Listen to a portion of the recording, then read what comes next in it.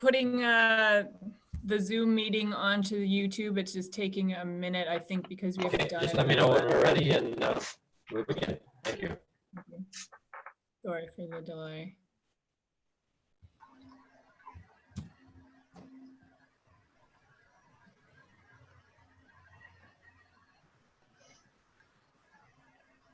We're just putting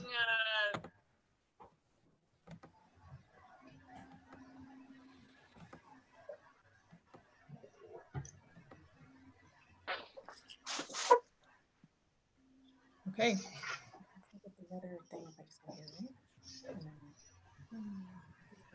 Stop share. Right, and then go. Yep. Okay, sorry for the delay. This is new to me, so be patient. Okay, Richard, I believe we can start the agenda. Okay. Good morning. My name is Richard Shaw. I'm chair of the Committee of Adjustment. The chair for the Committee of Adjustment. Anyway, this is a public hearing for consent and minor variance. The agenda is before us. I guess first we'll call the meeting. We'll call the meeting to open. And is there any additions or amendments to the agenda? A lot of static. None noted. You might be too close to the microphone. Richard, I'm getting a lot of static with your voice. So am I. So am I. Yeah, me too. What we're going to do.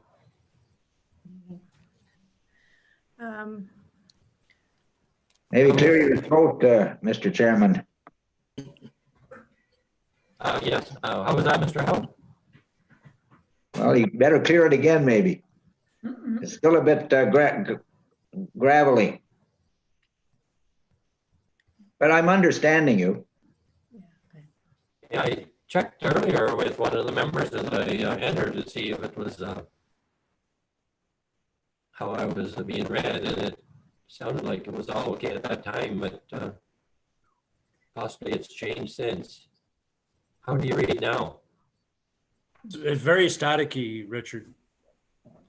Like there's a loose wire on the speaker or something. Ooh. Yeah, it seems to be within the speaker, I think. Councillor Shalit, so I can, I'll be doing I can do most of the reading anyway, if we like. So that way I think I'm clear. Everybody can hear me okay? You're coming in loud and clear. Okay, that's Okay, fine. you're fine, huh? All right. So We certainly want the meeting to go ahead and, after waiting for quite a while due to COVID. So Tracy, we can maneuver through this and you can help out. I'd certainly appreciate it. Thank you. we can absolutely get through this, no problem. It happens. And this is our first Zoom meeting, so we're good for Committee of Adjustment. So addition amendments to the agenda, do we have any? None noted. Adoption of the agenda. Can I get a couple committee members to adopt the agenda? I'll move it. Second it. Councillor Florence and Councillor Harper. And does anybody disclose a pecuniary interest on either one of these applications? None noted.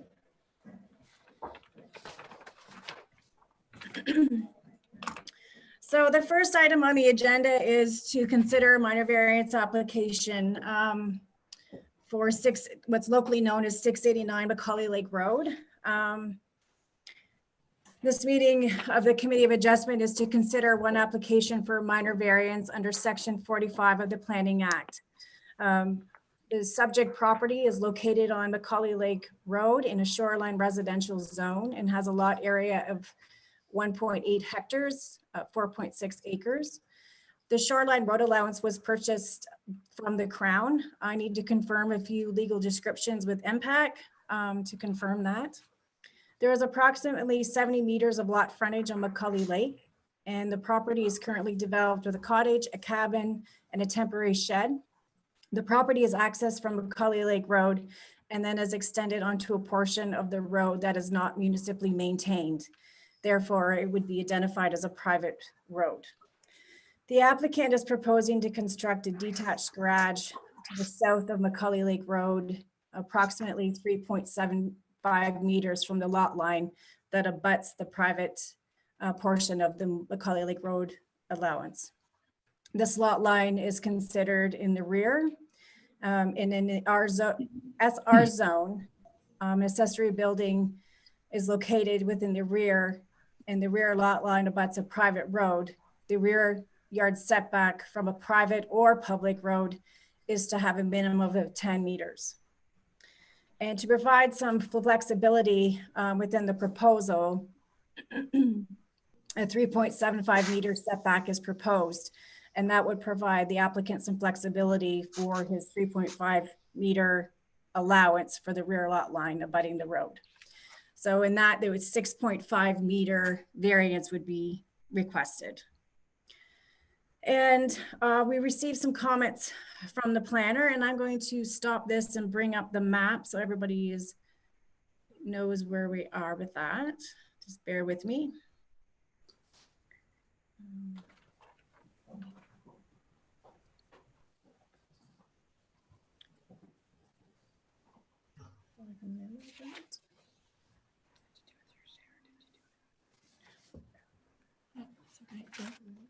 Minimize, yeah, yeah.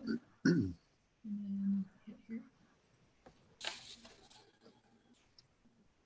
And then,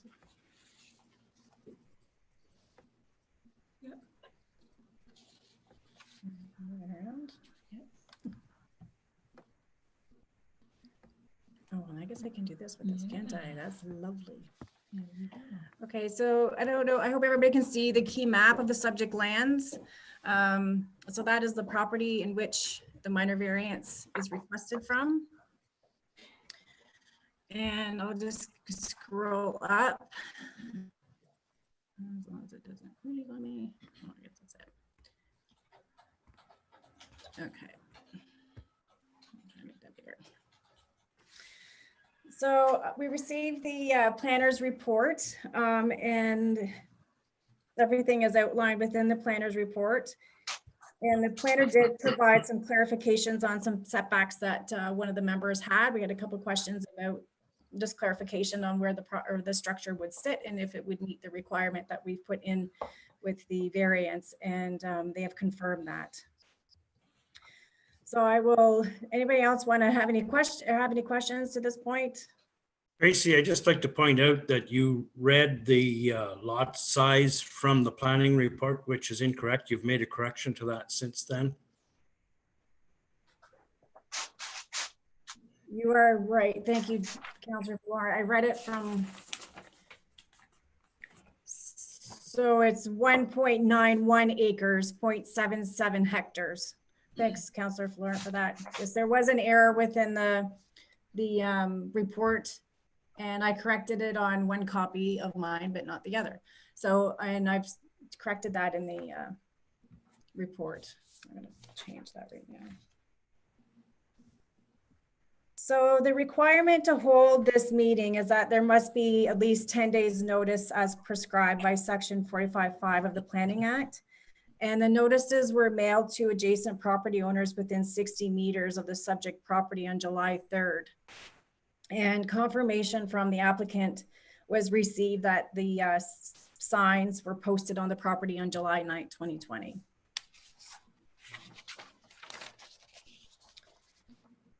And with doing a minor variance, the committee must consider the 4 tests when reviewing an application.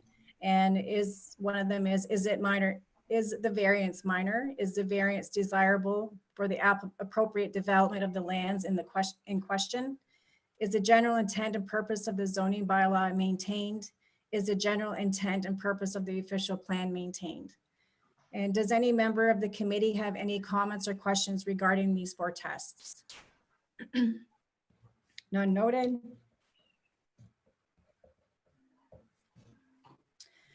And I understand that some of the committee members had went out to visit the site. I was actually there yesterday as well. So is all members of the committee familiar with the subject property, or any members of the committee visited the subject property? I believe Councillor Florent, you were there. Yes.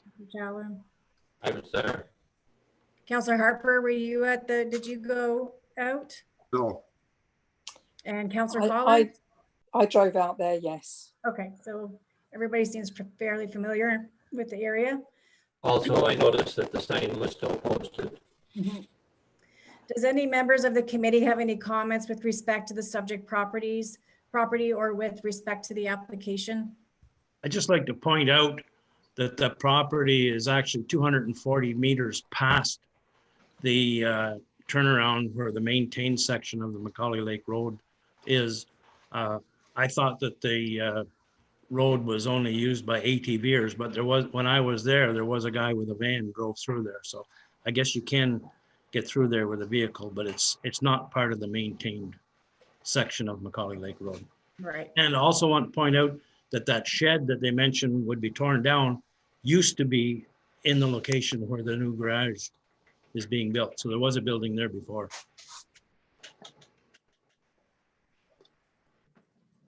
Okay, any other comments from the committee? None noted.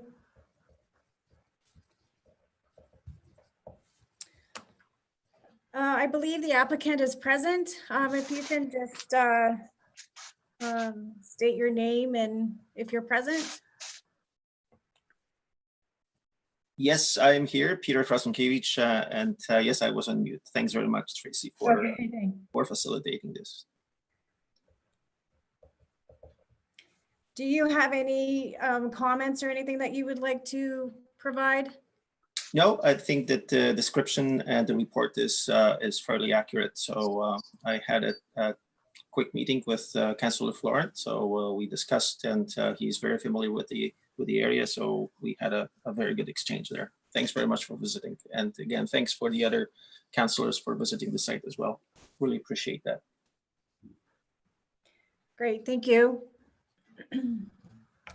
I received no written comments from the public. I don't believe there's any other members of the public that are on in regards to this application. If you are, can you please speak up? None noted.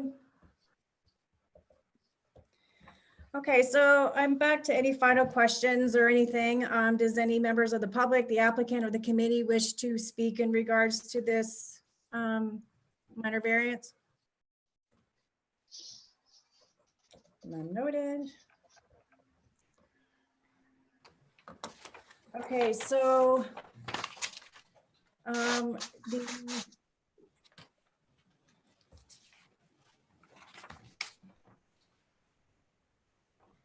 decision and the conditions in regards to this is recommended that we approve this application with conditions that the development be in accordance with the drawings submitted by the application and the payment of all municipal legal and planning fees associated with the processing of the application be paid for prior to the building permit being issued.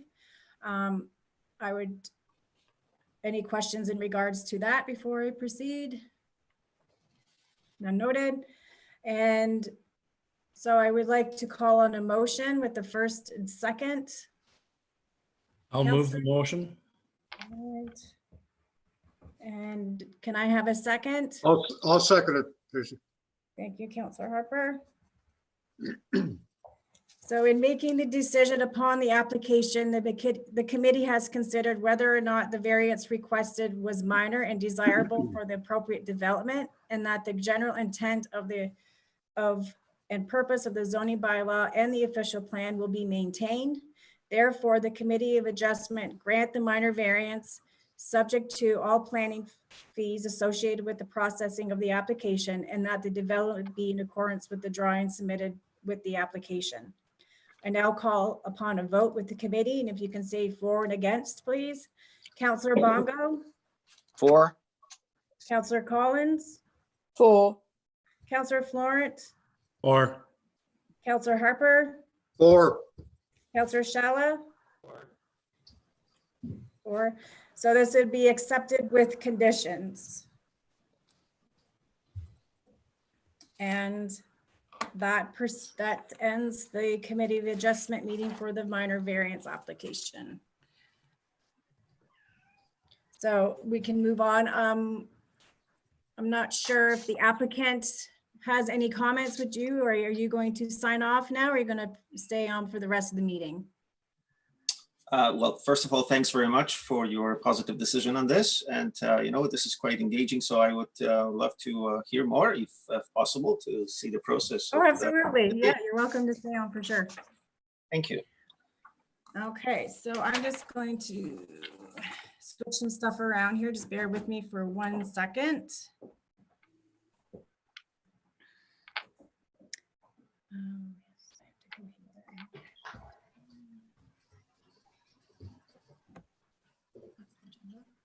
I have to go here.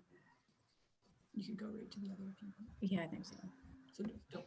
Oh, okay. Are you with that? Is that the one you just- Yeah. Just close it. Close this one. Say stop share. Oh. And then go down here to this guy. Is it the new one? Oh, I'll let you drive.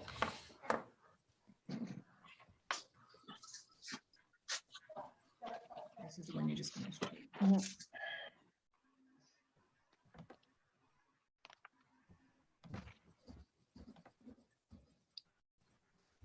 This is the one you. I'm not sure what happened, but I lost all the images.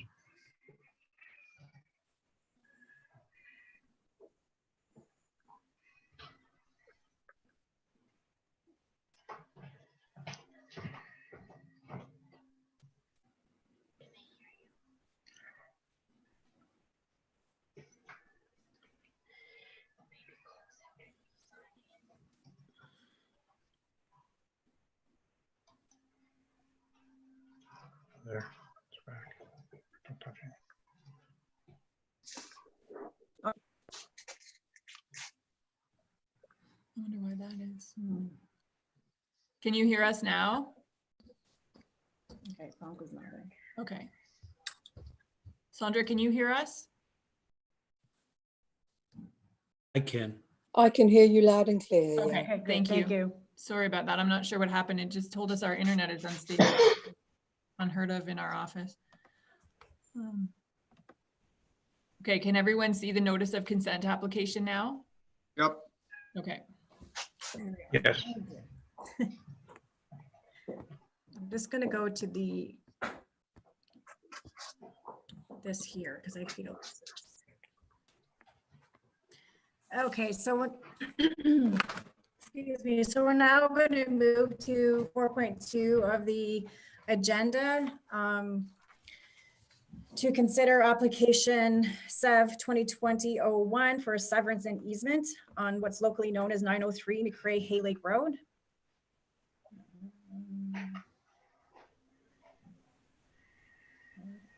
Oh, I just lost it.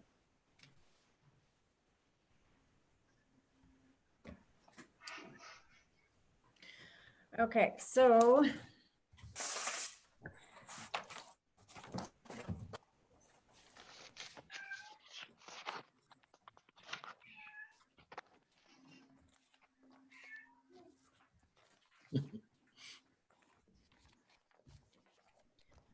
okay, so everyone can see the map that's up with the consent application.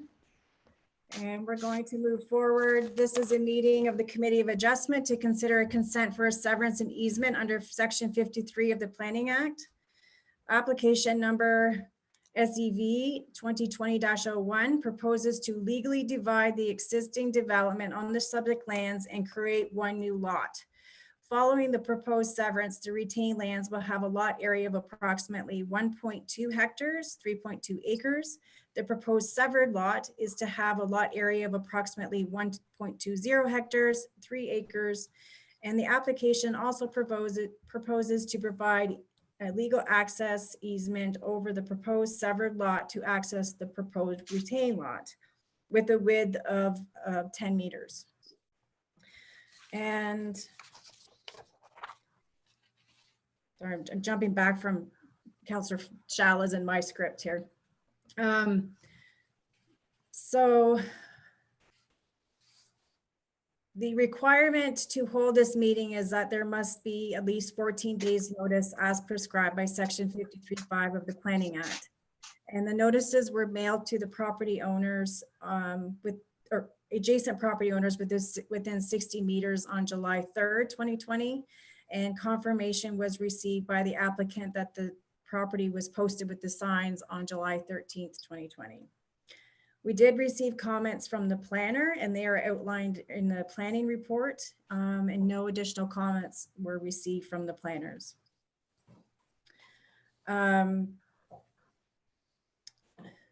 So is all the committee members familiar with the subject property, and has any members visited the subject lands?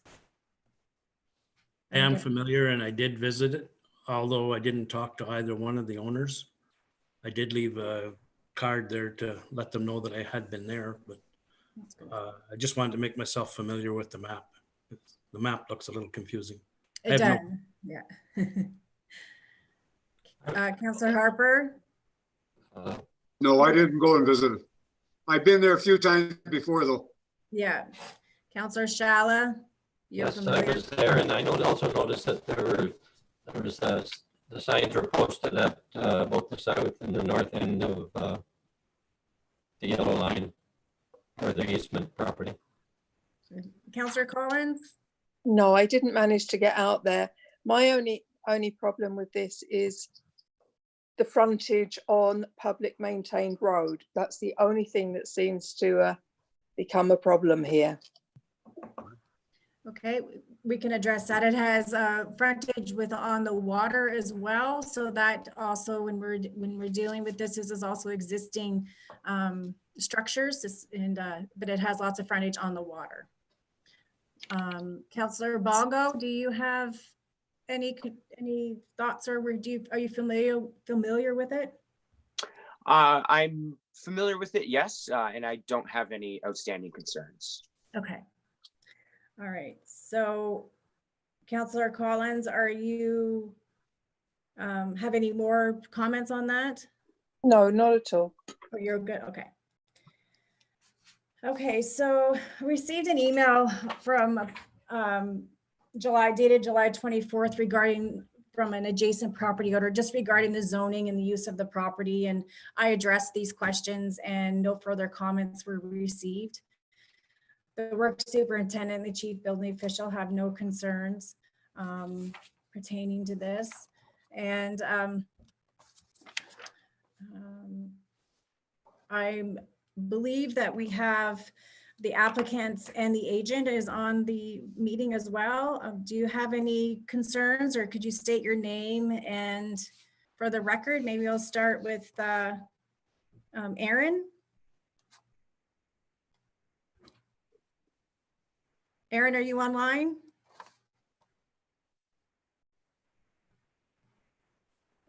Phil, are you there? I am. Okay. I know we did have Aaron. I think Aaron might have her mute on. Oh, okay, yeah, that happens. And then Mr. Howe, you're online as well?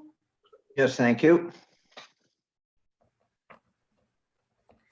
And I don't believe we have any members of the public in regards to this meeting, but if there is, could you please speak up? None noted.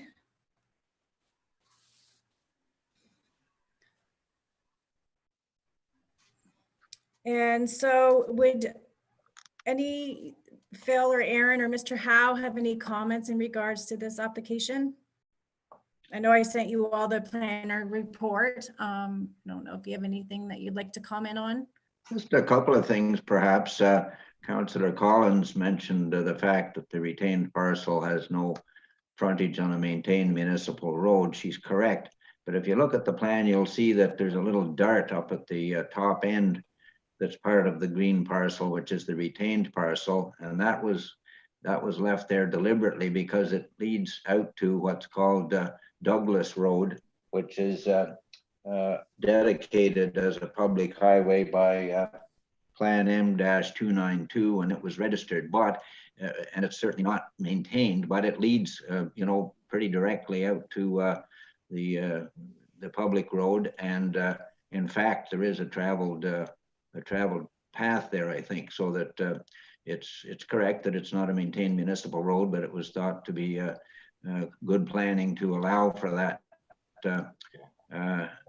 secondary access for the retained parcel, as well as preserving the current access, which is the point of the easement, which basically follows the existing driveway from the public road through to the center portion of the development. I guess in terms, I have read the planning report, and just a couple of points, I guess. It's suggesting that the applicants enter into a site plan agreement with the township to manage, it says, the use and location of the existing buildings and structures. Certainly in the case of commercial development, the preparation of a site plan agreement is fairly typical. In this case, again, I guess the site plan would be the plan that you have before you, that is a busy plan, as was pointed out, but does include all the existing buildings. There's no proposal to create any new buildings, so that if we have a site plan agreement, it would basically say that this is it, and that the two parcels are to be managed as was pointed out in the summary that was part of the application, in addition to the form itself, as essentially what is currently being used at with the lodge and cabins and so forth. So we can have that if the planner continues to maintain that that's a good idea. I think number 7 says that in a manner acceptable to the township, an agreement be entered into for the access easement to be registered on the title to the proposed and severed and retained lots. Well, that should happen sort of automatically if the consent is granted for the severed parcel. It will say when it's conveyed that it's subject to the right of way, and the retained land will, when re-registered as a separate parcel, say that it's together with that right of way. So I think the implementation of the consent will essentially deal with that condition. And it has been pointed out by the planner, and it is the intention of the owners to dedicate that small blue triangle that the surveyor identified as occupied by the traveled portion of McCrae Lake Road to the municipality. So I think those are appropriate conditions. The planner's comments and proposed conditions certainly refer to a zoning bylaw amendment, which was certainly realized from the outset would be necessary just to address some of the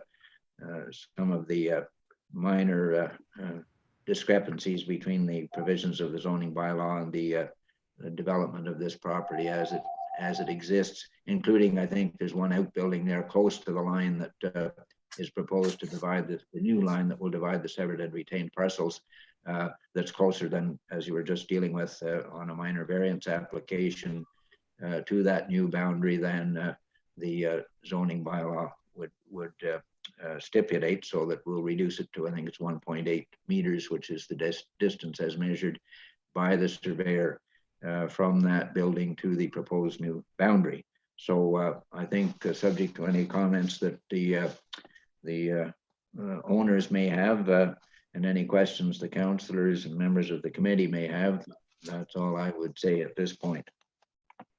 Okay. Thank you, Mr. Howe. Does the committee have any comments or anything in regards to Mr. Howe's comments? None noted.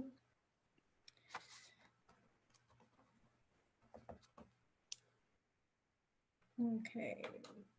So I'm going to put it back out there. Does anybody else have any comments in regards to this application before I read the recommended conditions of the severance? None noted.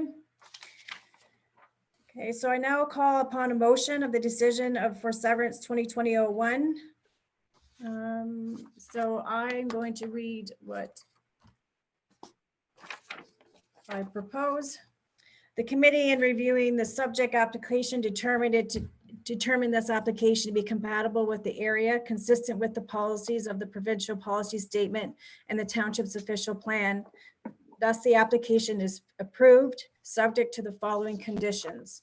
that the applicant meet all financial requirements of the township, including the payment of the balance of any outstanding taxes, including penalties and interest be paid, that a draft survey of the retained and severed lots be provided to the township for review and approval, that a registral description of the severed and retained land and a copy of the reference plan be deposited at the land registry office and be submitted to the township, that the applicant apply for and obtain approval of a zoning bylaw amendment to ensure the proposed lots comply with the severed bylaw, or with the zoning bylaw, not severed bylaw, sorry, that the applicant provide confirmation that the buildings and structures to be located on the proposed severed and retained lots are serviced by a septic system and a well that is located on the same lot as the building or structure.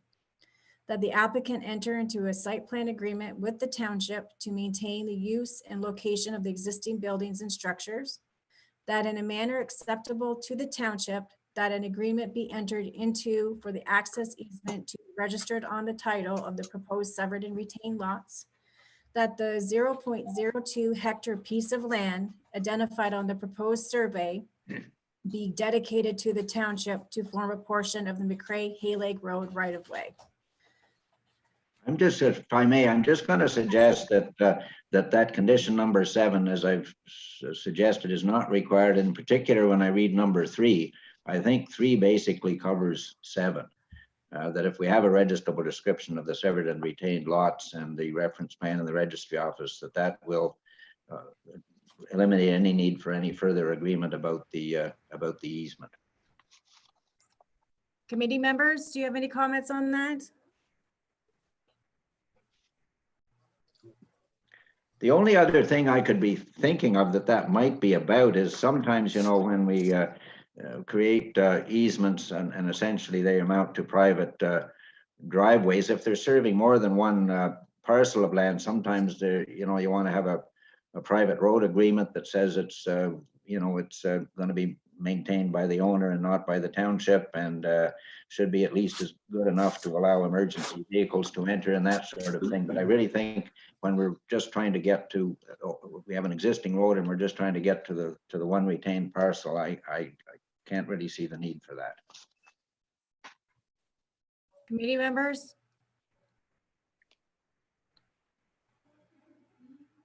I take Mr. Hausberg for that. Okay, so are you proposing to take out number 7 condition?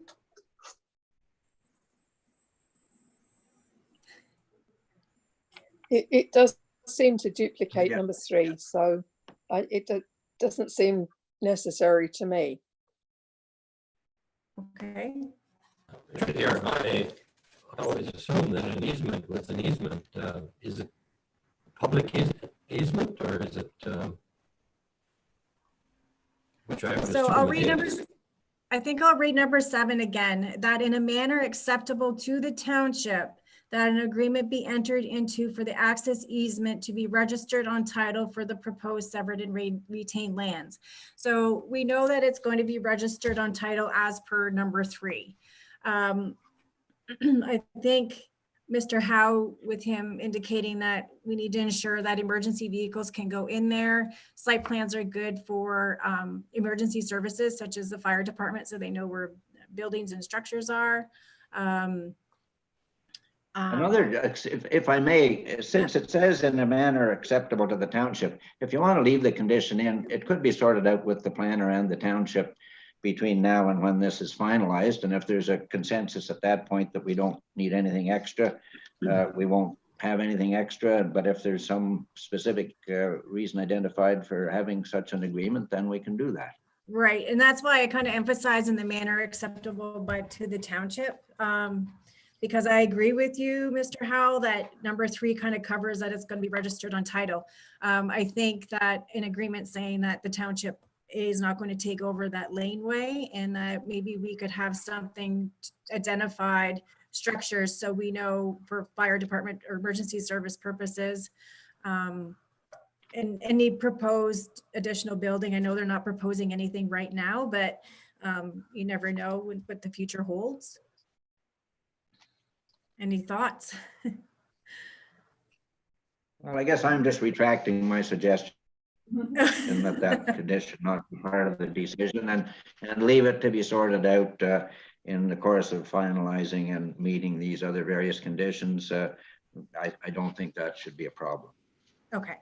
Okay. So committee members, are you okay with what we've suggested to leave number 7 in? Yes, ma'am. Yes. Councillor Collins? If Mr. Howe wants it left in, then who am I to disagree with that? Okay. Councillor Bongo? Yes, leave it in. Okay, great. And I think Councillor Shala, you're okay too as well? Yeah. Okay. Okay, so I now call upon a motion. So or did I already write that on my other one? Sorry, I'm reading 2 scripts here. So can I get a first for this motion then? Councillor Collins, can you be? Yes, by all means. And a second, I'll second it. Florent. Okay, and that I'm going to now call upon a vote. Councillor Bongo, 4. Councillor Collins, 4. Councillor Florent, 4. Councillor Harper, 4. Councillor Shala. 4. Okay, so it's accepted with the conditions outlined in the planner's report. And that would be the end of the meeting. We did our first Zoom Committee of Adjustment meeting. Congratulations, everyone. Thank you. Before we close, Tracy, I want to apologize for the poor communication system. However, I think we should, when we get back into the office, we likely have to sign these motions. Am I correct, right? Yeah, I also read that as Secretary Treasurer, I can sign it as well. So I think let me look into it a little further, but we have everything that we need right now that I can proceed with the notice of decisions. So there's no delay with these applications. So I guess we can adjourn the meeting unless there's any more comments or anything. I'll only say that I'm sorry to have missed one of my occasional visits to Whitney because of this way that we're doing the meeting, but I'm glad we had it and thanks for your attention. Yes, and I thank the applicants as well for being so patient during this whole process. I know everybody was very eager to get started and get moving, and during the whole, when we were all in lockdown, I spoke with both applicants for the minor variance and the severance, and it was great to have that support because it was, you know, I know how eager everybody was and I felt bad, but this is what had to be done, unfortunately, is the delay. So thank you. And I guess we can adjourn the meeting at 9:41. Bye, everyone. Thank you all, especially Holly and Tracy. Appreciate it. Thanks very much. Thank you. Can I get a motion to move or close or end the meeting, please? I'll move the motion. And Councillor, who's my seconder? It looks like everybody. I'll second. Great. Thank you. Take care.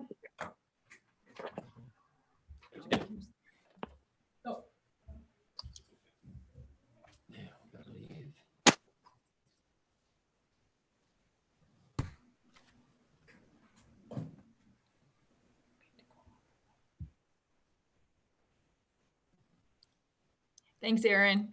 We just got your messages. Okay. Aaron. Screen.